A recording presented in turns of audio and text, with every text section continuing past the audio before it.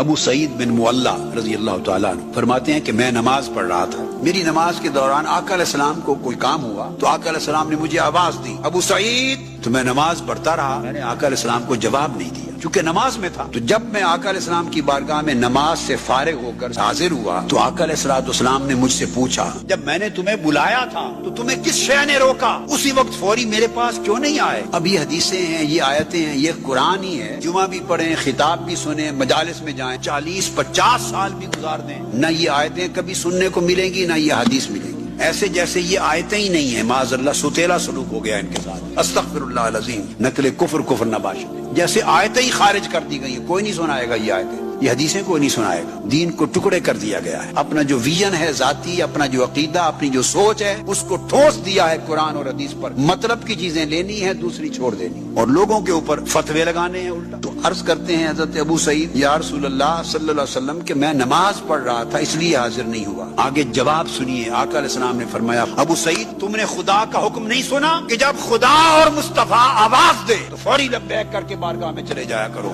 تو میرے بلاوے پر آنا ضروری تھا یا نماز پڑھتے رہنا ضروری تھا؟ دوران نماز بھی تم پر واجب تھا، نماز جہاں تھی وہیں چھوڑ کر دوڑ کے میرے پاس آ جاتے۔ اندازہ کر لیں، یہ مقام ہے، یہ ہے شان رسالت جو قرآن میں بیان ہو رہی۔